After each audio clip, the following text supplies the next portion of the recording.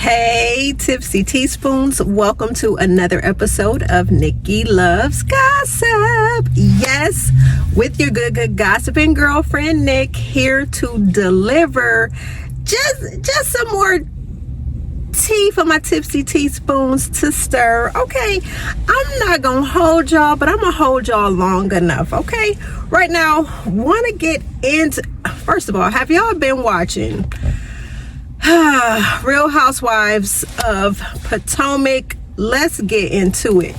I have to say, out of all the seasons I have been watching Real Housewives of Potomac, season 8 by far has been garbage. It's just been a plethora of just hot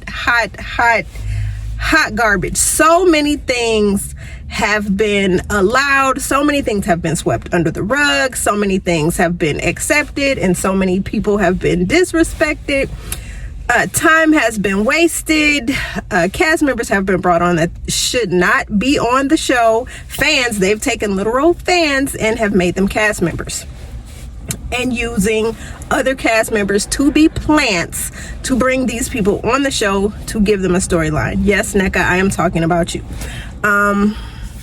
There was no need for Nneka to be on the show, and she's most definitely showing it by her lack of having anything worth of value to say on the reunion. Nneka has been seated, rightfully so, at the end of the couch across from Ashley and has given us nothing. Looks like episode 3 is when she is finally going to have her say. But if you guys watched any of the breaks, you know, when the ladies take their breaks and they have a little moment to kiki, get their hair touched up, get their makeup touched up, she was very rude to her husband, who was trying to support her. She was just like, she just went in on him. It was giving, I don't like my husband, I can't stand my husband. Although the sides of you that we saw, you tried to show us that there's love there, but I most definitely could not tell. She shaded the hell out of him. She was just like,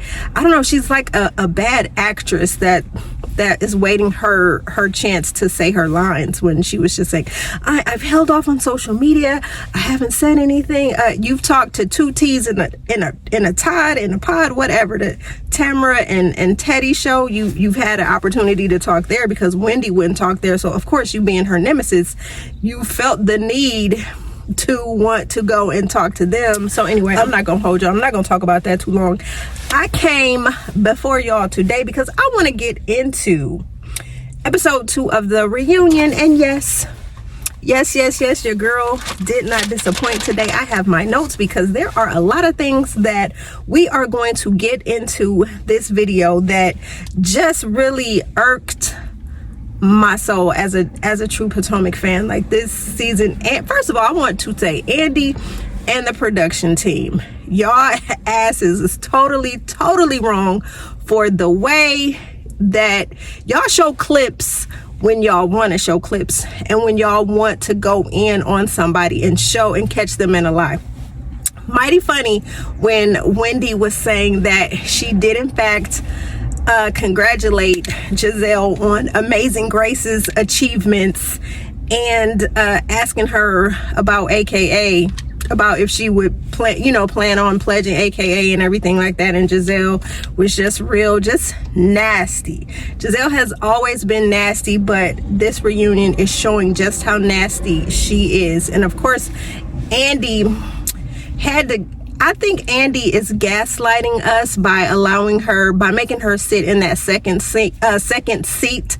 I think by him giving her second chair is because we have complained about her bad behavior all of these seasons, that I feel like he's gaslighting us, trying to give us some type of false hope that he is in fact giving her a warning that, you know, her time, you know, that basically like he's not playing with her, but it's giving gaslighting. I really feel like Gizelle got that second chair and it's Andy gaslighting us. And I'm gonna tell you why I feel like it was gaslighting, because he did not hold her feet to the fire one time during this episode. So we're about to get into it. Okay, because I'm about to read, so I gotta put my readers on. Okay, so episode, it opens with Mia telling everyone about her new bae, old bae. Of course, we find out that Ink is her high school sweetheart, and they have since rekindled, i.e. she been cheating on Gordon. But I mean, come on, y'all gotta understand, you cannot turn a dancing hoe into a housewife. And we're not going to say that Gordon is blameless in any of this himself, because Gordon is as very much to blame as Mia in her cheating, because Gordon cheated on his wife when he met Mia in the gentleman's club. So how you get your man or how you get your woman is how you're going to lose that said partner. Okay, so anyway, the episode opens with Mia telling everyone her new old bae, Ink, believes he's Jeremiah's daddy. Now, how, and I hate, and that's another thing I hate, when children, innocent children who never asked to be here, are brought up into just the foolery and the fuckery. Like, I cannot stand it. So the fact that Ink thought that Jeremiah was his son was definitely telling you that Mia was out here just raw dogging both of them. She and Gordon was married, but she was busting it down wide open for Ink also. But we know that Jeremiah is in fact Gordon's son. Okay, so Mia, again, you're revealing how trifling you truly are. We know that G, with him having prostate cancer, he had already given you the green light to go do what you do. And we already know that this marriage was definitely one of convenience, one that has allowed other people to become entangled and to play in this situationship / marriage, because it was too easy for G to just tell me, okay, I'm gonna give you the green light to exploring your extracurricular sextivities. However, there were some stipulations to this situation. The stipulations was, one, he said, don't embarrass me, don't go public. And what did she do? She hopped on the IG to let everybody know that she is in love with her new man, who just so happens to be a radio personality in 20 markets. Okay, so one of the things that I thought was really crazy was that when Ink thought Jeremiah was his, he actually pulled up on their house and was trying to take Jeremiah. Who else thought that was crazy? Like, I for one, I really thought that was crazy for Ink to have the audacity to pull up on Gordon and Mia and to try to take this child away, because he really thought the baby was his. And you know what was kind of crazy? When Ashley and Candace had their little sidebar, and Ashley was like, well, I knew he was Gordon's because of his underbite.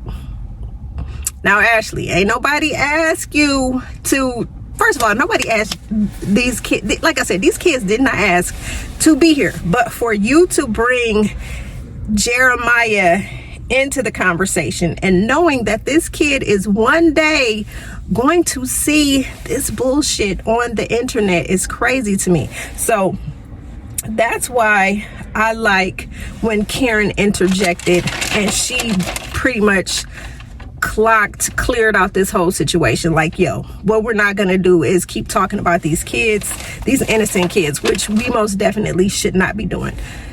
Mia and G, you are definitely doing your children a disservice being on this shit show and bringing them into your antics. This is not how we want to see these reality kids, these Bravo celebrity children growing up. We don't want to see them in these scandals where you don't know who the daddy is and all stuff like that. That is embarrassing. And matter of fact, Mia, with you living in this area, you best lo and behold that Jeremiah's classmates' parents are watching this show. So these kids are going to be talking about him, about you. It's foolery, it's fuckery, it's crazy. Okay. So then Mia continues talking about the marriage and talking about the demise of the marriage and why she's leaving G, which all of us are led to believe that you're leaving G because the money has run dry. But she's saying, no, I'm leaving him because he's aggressive. He's waking me up at 4 a.m. to discuss business deals. And then he's clearing out all of her bank accounts. So I thought that was kind of funny. She wake up and her bank accounts be on zero when you should already know, sis. Even if you're married, you should still have separate accounts. You have a joint account. You have your account that you pay your bills from. In your little whatever it is you want to do on the side, your self-care, which you get your hair done, nails done, everything did, whatever. And the husband should have one as well. So when Gizelle offered that little piece of advice, I was just kind of like, Gizelle, no one really wants to hear what you have to say regarding advice, because it's funny how you have something to say and advice to offer people. But anyway, never take advice from Gizelle. Take it with a grain of salt, because Gizelle is not the one to be dishing out advice when, and you can't even tell if the advice is genuine, because in my opinion, Gizelle has never shown that she is a genuine person. She has always been cunning, calculating, conniving, crafty, and she's a puppet master, which is why the show will never break up with her, because she's just a flat out, she's the puppet master. Okay. And the only business Gizelle has ever had that we've actually seen her work is Hue Beauty, which, I mean, it lasted just as quick as it was birthed, in a twinkling of an eye. So anyway, Mia starts bragging about how she's moved into this 1,100 square foot just penthouse. Honey, it's a condo, okay? It's a condo, probably in a very nice, classy, sophisticated apartment complex, okay? And then we find out that G is living in Charlotte, but he is moving back to the Potomac area so that they can co-parent these kids. And that means he's going to be living, his condo is going to be across the street from her condo, so they're going to be raising these kids, okay? Still not sure how Ink is going to fit into this equation. Wondering if he's going to make enough money to field Mia's lifestyle. We already know what type of a woman that she is. She's expecting the best of the best, the creme de la creme. And I'm just wondering, okay, yes, you are a radio personality, but are the coins going to be coining enough to help the love of your life, you know, fuel her lifestyle? Okay, so yeah, so that happens. Then Gizelle's green-eyed bandit sister sidekick Robyn enters the chat, which nobody has asked her.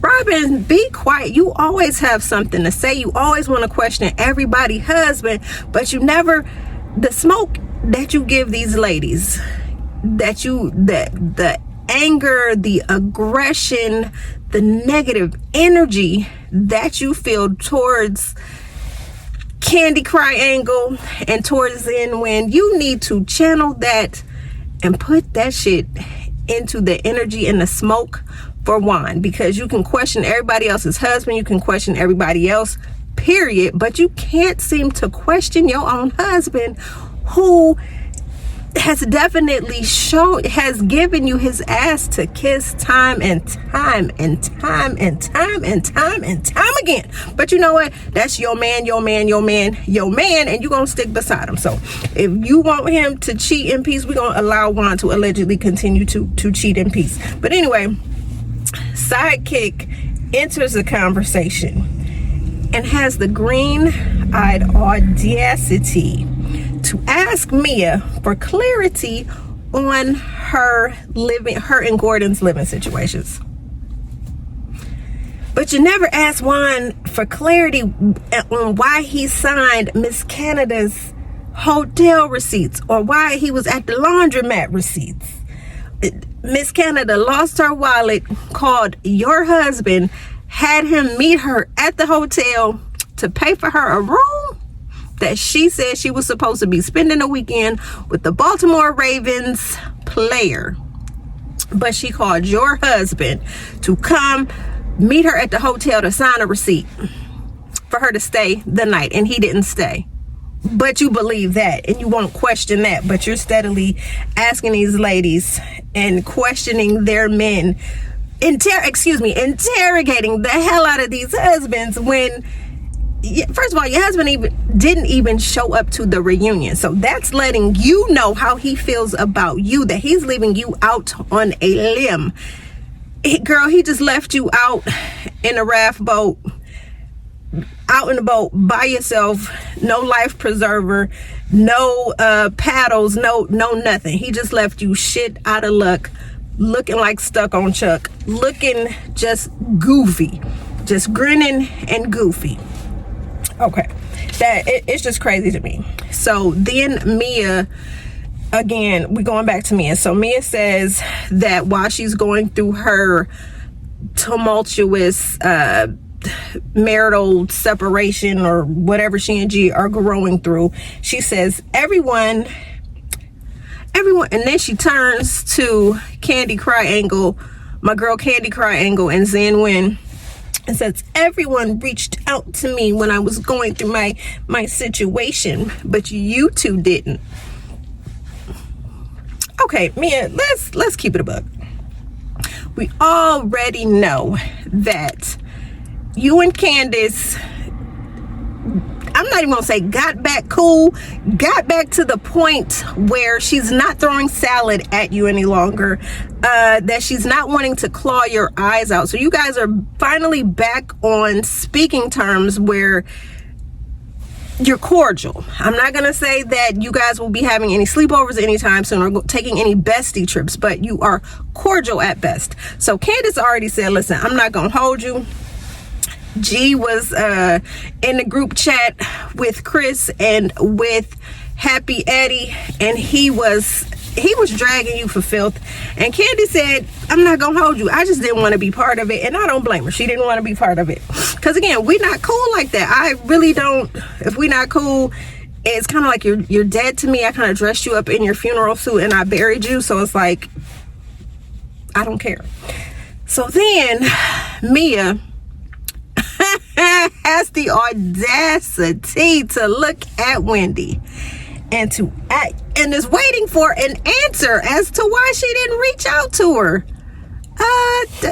Ma'am, do you not recall in the prior season that you assaulted Zenwin, that you tried to comfort her so bad because you wanted to be on team green-eyed bandits and light-skinned heifers so bad that you actually was trying to infer that her and Patricia, aka Peter from Real Housewives of Atlanta, actually had something going on when they were talking about business dealings and Wendy wanting to open an African restaurant.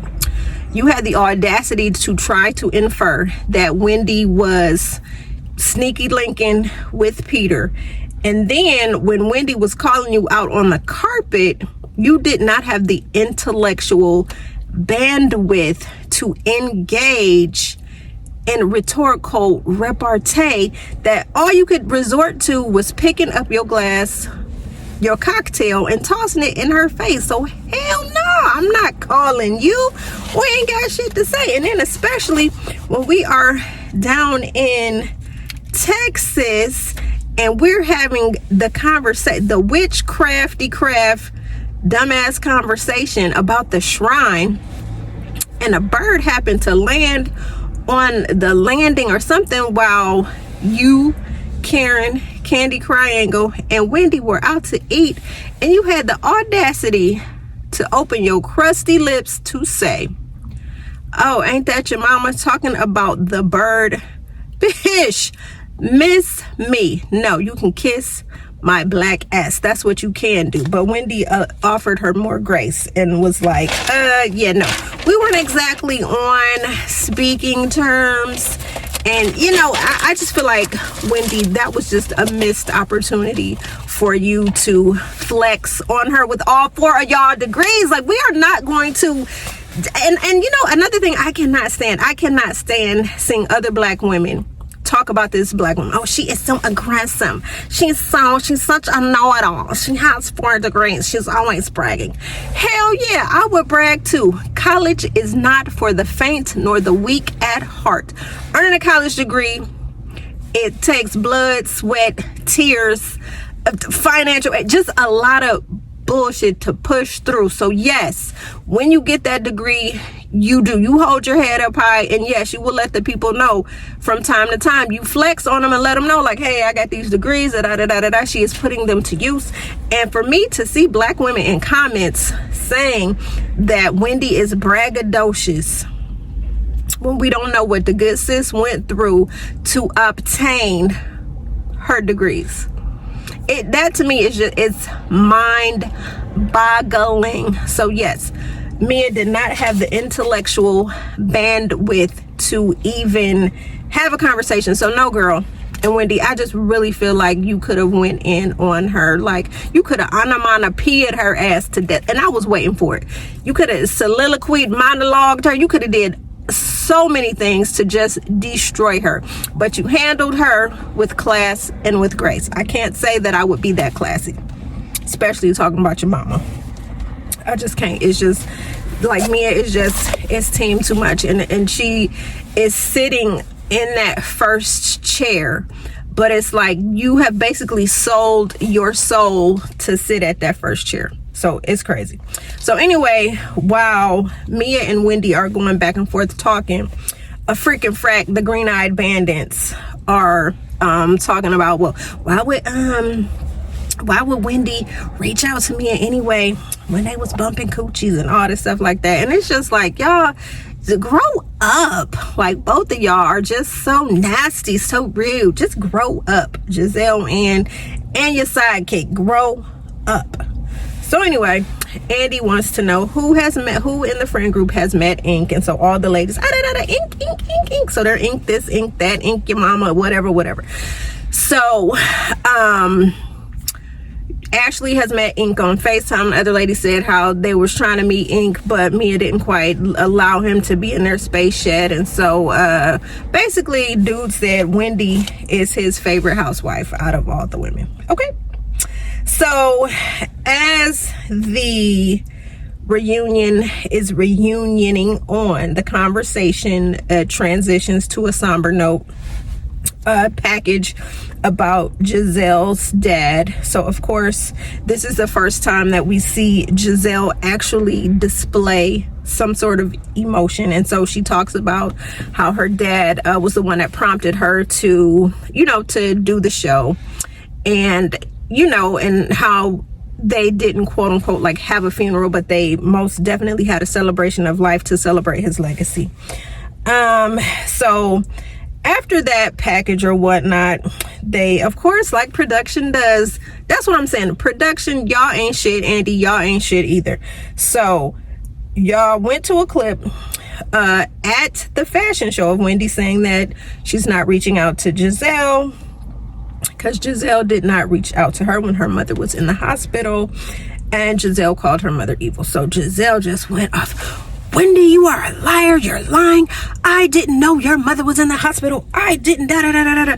I'm not saying you didn't know my mom was in the hospital. What I am saying is that you called my mama evil when this girl came into the group with the intention of trying to tear my family down and to talk about the matriarch of my family.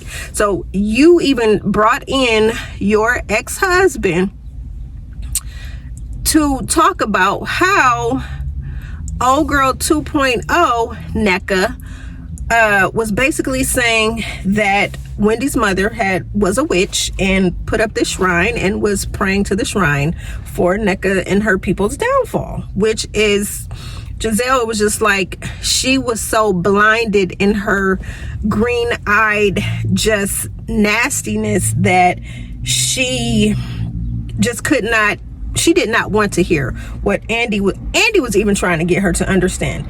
Do you understand that you called her mother evil? I didn't know her mother was in the hospital. Never answering the question. Andy, and that's another thing. You never hold Gizelle's feet to the fire. You allow her to get away with shit that you would never let Wendy slide with, Candace slide with. And that's just fact. Okay, y'all ain't shit. Like I said, production, you ain't shit. Andy ain't shit either. Y'all, Tipsy Teaspoons, talk your shit in the comments if you agree. Okay, so then Gizelle gets upset because Candy triangle. Now, Candy, I love you, and we get it that you are emotional and that a lot of things trigger you and that you got to pull out the triangle to catch them tears. But you crying over Gizelle's dad fell on deaf ears because Gizelle ain't have shit. If something happened to Miss Dot, Gizelle would not be extending this type of empathy or sympathy towards you. So I was kind of annoyed at Candace, like, damn, because Gizelle, you making this about you, you know. Just, and then at another point when Candace was crying and, oh, look at the fake tears, look at the fake tears. Her and her giggling, bumbling, green-eyed sidekick was doing, look at her tears. So it was just kind of sickening for me. You know, sad that Gizelle has lost her father, but it was just kind of sickening that they could have taken that moment to, I'm not gonna say mend fences or extend an olive branch, but I will say they could have taken that moment to just see eye to eye for a second. But damn it, I guess, hey, when y'all like oil and water, bitch, we ain't mixing. Never. Okay, so then another thing that Gizelle gets on my nerves about is when she tries to weaponize her children. When they were on the cash trip and Gizelle was talking about how Grace is going to FAMU and how she's worried for her, and as a black parent, I ain't gonna hold y'all, FAMU, whoa, with the governor down there and the way that he's acting, Florida it really ain't for us. You know, I get it, the black colleges there, you want that experience. FAMU is one of the best schools, black colleges in the nation, but the way that governor is governing and making laws that affect us as black people, yeah. So I get it. Gizelle is worried for her daughter, worried for her safety. But Wendy and Candace was not making faces about Grace. It was not about Grace. It was the sheer fact that you are who you are. They cannot stand you, and your voice probably sounds like nails scratching down a chalkboard. So that's probably what it was for them. It wasn't even that. It had nothing to do with your daughter. So stop capping. Stop it. Stop bringing your children in here and trying to garner up sympathy. Stop. You did not have that same grace when you dragged Candace's husband into the equation and you basically said that he SA'd you. You knew what you were doing. That's why I call you calculating. You're cunning. You are evil. Evil. You're evil.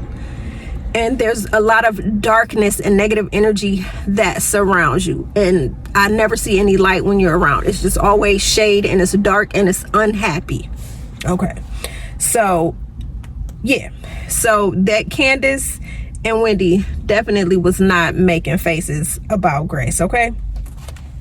It's the whole, and my thing is, again, you call my mama evil. I could care less about your child and where they attend to go to college or where they attend to polish their big toenail. I could care less.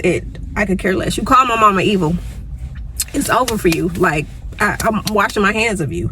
It is what it is. Okay.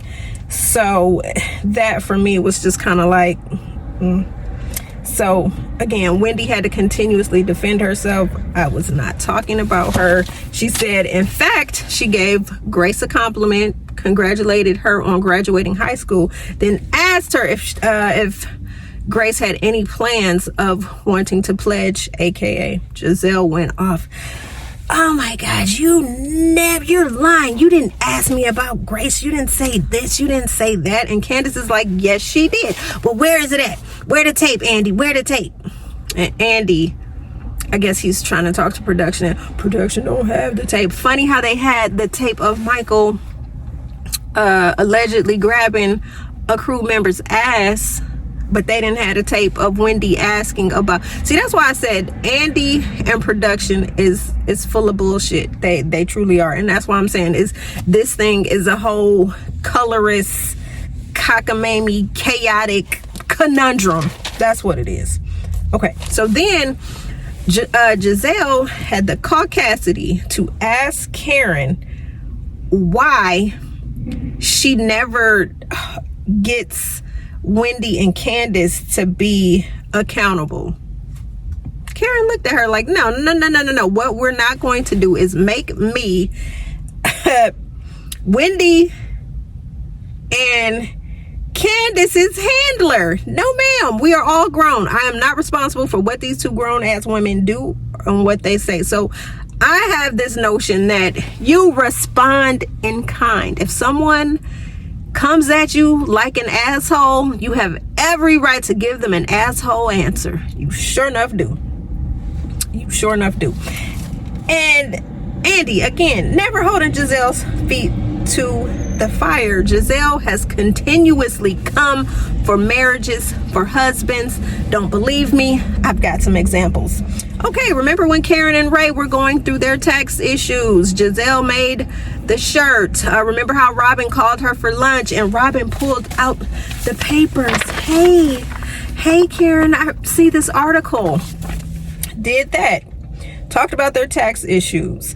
And then remember when Karen and Ray were trying to figure out if they were staying in Potomac or whatever the hell they was doing. Remember, Gizelle, you and your light-skinned friends dressed up as pizza delivery people and delivered a pizza at Karen's address to see if she and Ray was still in Potomac. Okay.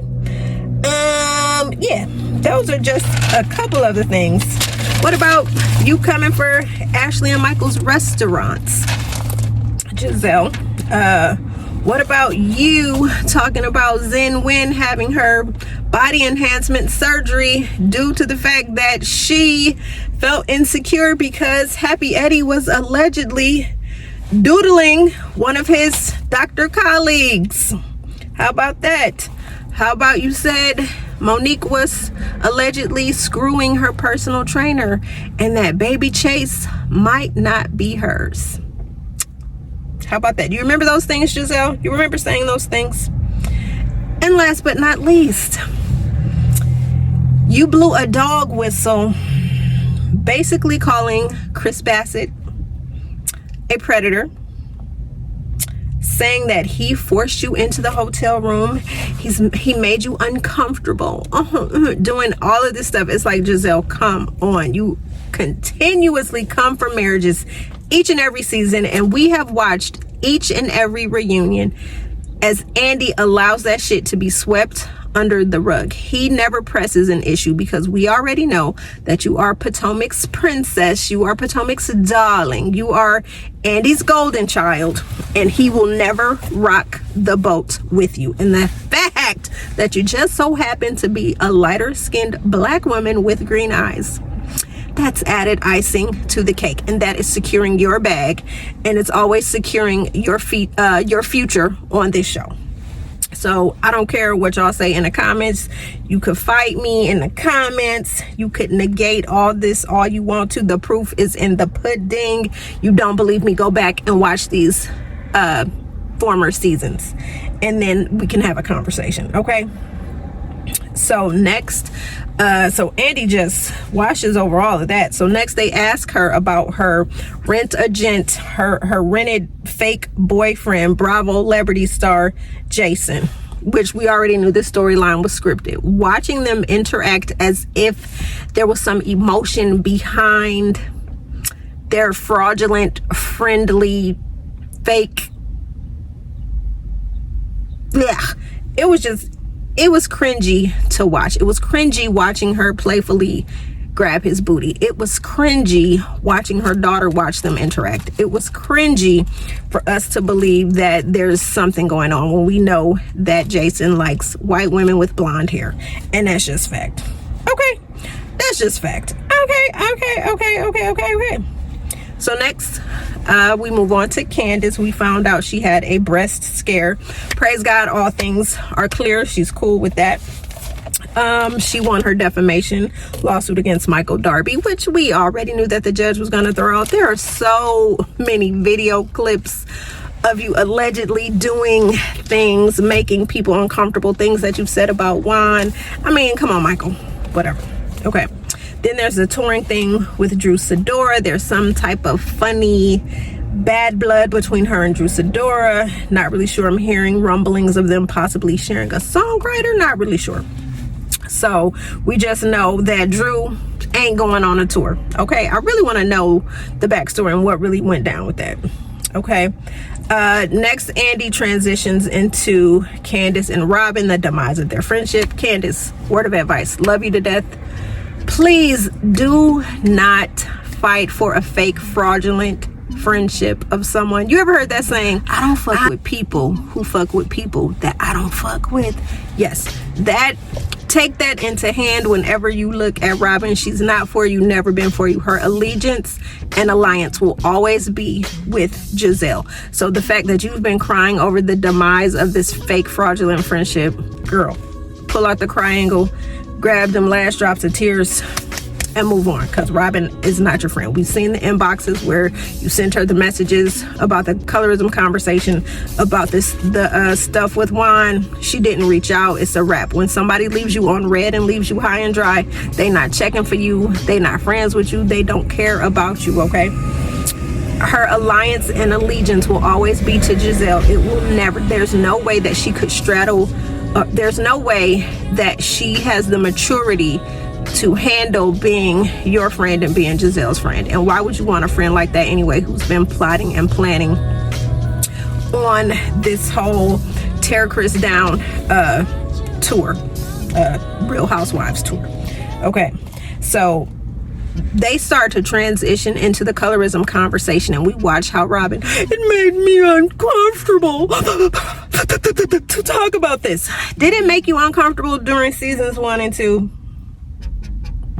When you questioned Katie about her heritage, when y'all questioned Ashley, I mean, come on now. It's like you tried to come for Katie's ethnicity, both of you guys, and Katie had put her foot on both y'all's necks and had been called y'all colors.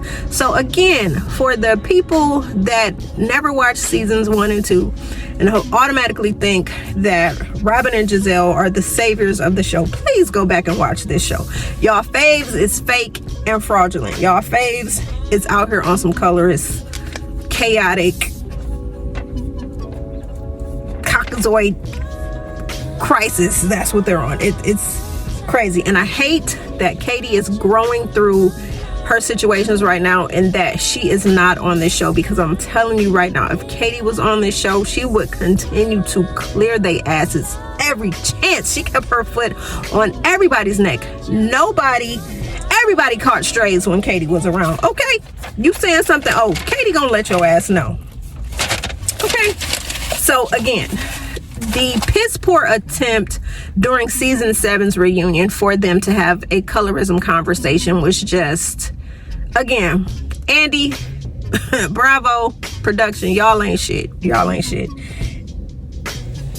Y'all could have clearly, if you care about your black housewives, you would do something and have a colorism conversation. Get all your black housewives from across the spectrum. Grab the new lady from Beverly Hills, Anne-Marie, maybe Garcelle, not really sure. She's iffy sometimes, in my opinion. Garcelle, get Kenya, grab help, grab Nene, get Candy, get Sheree, get Marlo, get Candace, get Wendy, get all these women on, Cynthia Bailey, get these women on here and have a conversation and bring your green-eyed bandits in so they can listen and probably take notes, because, and for those of y'all who would say, well, Gizelle's father was a civil rights advocate, and he was, and he did what he did, and thank you for your contribution to Black American history, but let's not forget when he was going against Barbara Jordan and he lost, he referred to her as Aunt Jemima. So miss me with all that. He called her Aunt Jemima when she beat him in the election. Okay, Aunt Jemima. So for Gizelle to say she's not colorist, Aunt Jemima, Aunt Jemima, Aunt Jemima, Aunt Jemima, Aunt Jemima, Aunt Jemima, Aunt Jemima. Okay. So again, Wendy cleared this entire segment, and she said, you know what? Because Karen said, oh, I believe, I have faith in these women that we can have this colorism conversation. And Wendy just shut all the shit down by basically saying that this group does not have the intellectual bandwidth to dissect, discuss, or dialogue this topic. Okay. And this is just another attempt showing that Andy and protection ain't shit. Ain't shit. Okay, so the husbands come out. We find that, like Waldo, where's whines? He said, not at the reunion. Probably inboxing Miss Canada, allegedly. So Chris ass wasn't even 5 minutes to sitting in his seat before Robyn started bringing up about him allegedly having this mistress who claimed that she was having an inappropriate relationship, got pregnant, had an abortion, all that, unalived her pregnancy, only for this woman to retract what she was saying. Robyn just could not get past, well, what about the limp dick pics? Like, why are y'all so obsessed with this man's dick? Okay, like, for somebody that I don't know, we've seen his penis more times than we have not seen it, okay? And you guys have been obsessed with it. It's crazy.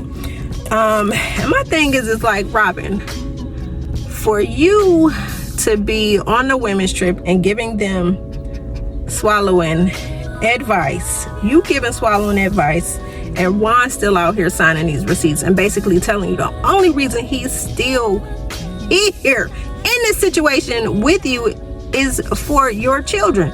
So I'm not trying to hear it. You're interrogating Chris. You don't interrogate Juan. Like I said, you got the smoke for these husbands, you got the smoke for your castmates, but you don't have the smoke for your husband who got you out here looking stupid.